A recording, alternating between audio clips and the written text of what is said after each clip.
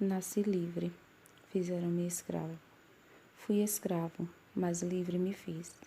Negro sim, mas o pulso do bravo não se amolda às algemas cervis. Negra a pele, mas o sangue no peito, como o mar em tormentas desfeito. Ferve, estua, referve em caixões. Negro sim, mas é forte o meu braço. Negros pés, mas que vencem o espaço, assolando quais negros tufões. Na nossa aula de hoje de História, nós vamos falar como se formaram as comunidades quilombolas. Vocês vão abrir o livro lá na página 129 e vão acompanhar a explicação até a página 130. A palavra-chave da nossa aula de hoje é resistência. Ela vai começar a aula, assim como essa palavra vai servir para terminar a nossa aula de História. Por quê? Logo no início, no processo de construção do país que nós conhecemos hoje, os índios já habitavam o nosso território. E aí o que é que aconteceu? A gente já sabe. A chegada dos portugueses aqui. Os portugueses começaram a conquista da terra, né? Começaram a vir morar aqui, a querer explorar a terra.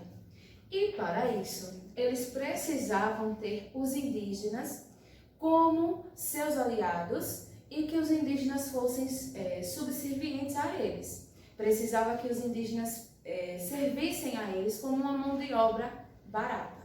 E aí o que aconteceu? É onde vai aparecer essa palavra, resistência. Os indígenas resistiram aos portugueses, lutaram contra eles e por isso os portugueses, precisando dessa mão de obra barata, trouxeram os negros africanos para trabalhar aqui no Brasil. Vamos acompanhar a leitura da explicação.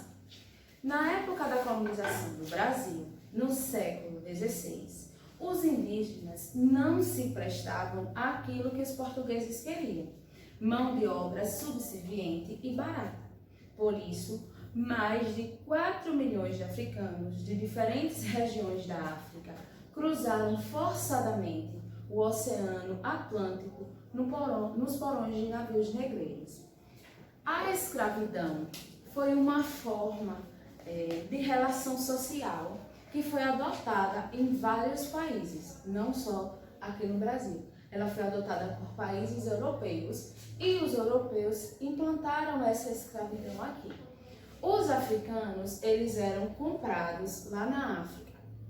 Algumas vezes, eles vinham de lugares onde eles já eram escravos de outros povos africanos. Por quê? Porque os africanos entravam em conflito entre si, eles viviam em tribos. Uma tribo entrava em conflito com a outra por questão territorial, espaço, né? E quem perdia dessas lutas acabava se tornando escravo do povo vencedor, né? Então tinha reis, rainhas, princesas que eram escravos já lá na África. E os portugueses, os europeus, iam até a África e compravam esses povos, faziam troca por esses povos, por armas, por alimentos, vestimentas, era feita a troca por esse povo africano. E eles traziam esse povo para cá, para o Brasil, para chegar aqui e continuar a trabalhar como escravos. Ou, quando no caso eles não compravam esses escravos, eles chegavam a caçar o povo de uma tribo que fosse mais fraca. Então eles invadiam esse local, capturavam esses africanos e os traziam para cá para trabalhar aqui no Brasil como escravos, certo? Como era a travessia desses africanos? Eles vinham em navios que o autor deixa aí bem claro o nome, navios negreiros. A travessia nesse navio era muito complicada e muitos não chegavam, né, nem vivos aqui, né, chegavam a morrer durante essa viagem. Navio negreiro era uma embarcação que trazia os africanos para o Brasil e chegavam ao litoral brasileiro pelos portos do Rio de Janeiro, de Salvador, do Recife e de São Luís. Os escravizados ficavam amontoados nos porões dos navios, muitas vezes presos por correntes, sem se alimentar bem. Muitos morriam antes mesmo de chegar ao Brasil. Quando chegavam ao Brasil, o tratamento não era melhor.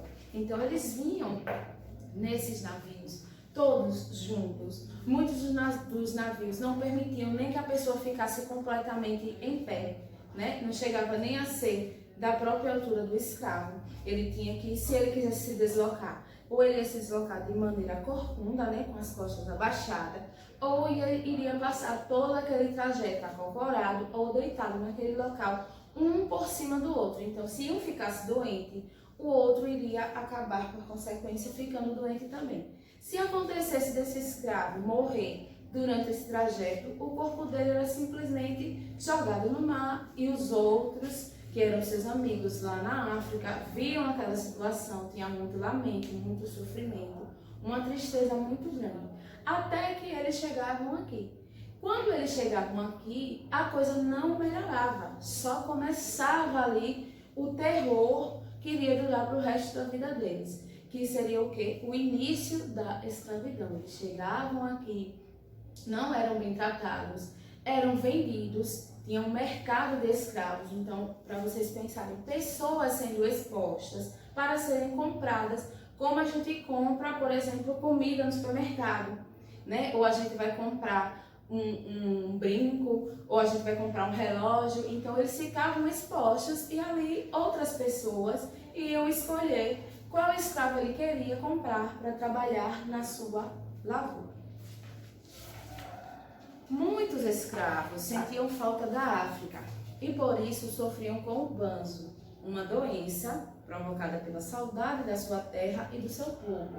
Chegavam até a morrer por não aguentar a solidão. Os africanos eram tratados como mercadoria pelos portugueses, pois serviam como mão de obra escrava, que aumentava o lucro da colônia portuguesa. Quando os portugueses chegaram aqui, eles procuravam uma nova rota para chegar até a Índia. Por isso que quando eles viram, né, as pessoas que habitavam aqui o nosso território, o correto é chamar indígenas e não índios, né, eles deram o nome de índios porque acharam que estavam nas Índias, né, procurando as novas rotas. E o que é que tinha lá nas Índias? Tinha as especiarias, os produtos que na época eram bastante importantes e caros. Então, quem conseguisse comprar ele de uma forma mais barata, saía no lucro, ou quem conseguisse vendê-lo, estava lucrando também. Um desses produtos, muito importante na época, era o açúcar. Quando os portugueses começaram a vir para cá, eles plantaram a cana-de-açúcar aqui e viram que o solo era muito favorável para o crescimento dessa planta. Então, eles conseguiram, né, ali alcançar um patamar onde eles, se eles conseguissem produzir bastante cana-de-açúcar, estariam tendo um lucro altíssimo, mas precisava de alguém para trabalhar naquele local, naquelas plantações. Então, eles trouxeram os escravos africanos. Os escravizados acabaram se tornando peça fundamental com a qual os portugueses e os comerciantes brasileiros estavam envolvidos, já que os serviços prestados por eles eram de interesse de todos. As comunidades quilombolas. Nós vamos entrar novamente, né, nessa palavra resistência. Primeiro, a resistência dos indígenas e agora a resistência dos negros escravizados. Muitas pessoas escravizadas fugiam das fazendas e lavouras e se organizavam em comunidades cujas leis e regras eram feitas por eles mesmos. Assim, nasciam as comunidades quilombolas, das quais o Quilombo dos Palmares foi a comunidade mais conhecida. Então, a gente pode dizer que o quilombo, ou as comunidades quilombolas, são a forma, né, de resistência dos acampamentos dos negros que fugiam, que resistiam àquela escravidão. Quando eles conseguiam fugir, eles procuravam lugares que não eram povoados, que os brancos, os europeus não conheciam. Procuravam lugares muito distantes, para ali eles começarem a levantar esses acampamentos. Então, como a cultura da escravidão existia, né, a partir dela começou a existir também os quilombos, certo? Era uma realidade da sociedade nessa época do período de colonização. Esses quilombos ficavam localizados nessas áreas distantes e despovoadas. Eles se preocupavam em ter uma agricultura de subsistência, então eles plantavam tudo, né, próximo a eles, para que eles não precisassem sair dali para a cidade para comprar algum tipo de alimento para comer, né, deixava tudo ali pronto para que servisse a eles, certo? Nesses quilombos, a formação, a estrutura física dele era parecida com as tribos africanas que os escravos já tinham vivido.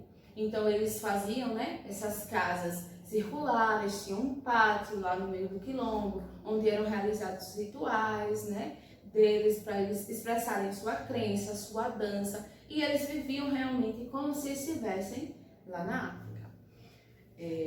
O Quilombo dos Palmares, ele foi o maior quilombo, a maior comunidade quilombola brasileira. Ele chegou a ter 20 mil habitantes, certo? Então, entre esses 20 mil habitantes, não tínhamos somente negros. Nós vamos ter indígenas, que resistiam também. Vamos ter brancos, que eram pobres e fugiam para esses quilombos. E viviam todos ali naquela comunidade, certo? Lembrando que o Brasil, a população brasileira é uma população miscigenada, a partir da união desses três povos, o índio, o branco e o negro, que chegaram a viver juntos nesses momentos de quilombo. Como a escravidão era uma realidade também lá da África, dentro desses quilombos existiam também escravos para servir aos líderes quilombolas, certo? Desse quilombo dos Palmares mesmo tem o líder Azumbi. Então existiam escravos que tinham fugido e que serviam a ele também como escravos, porque era cultural.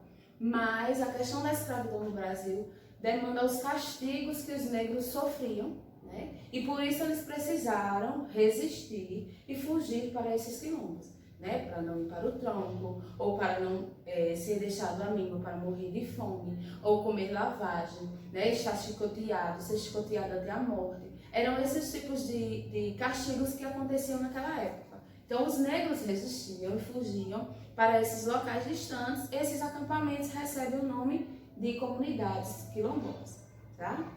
Lá na página 131, nós vamos fazer a atividade. Procure no dicionário e escreva abaixo o significado das palavras. Aí vocês vão procurar o que é mão de obra e vão procurar o que é mercadoria.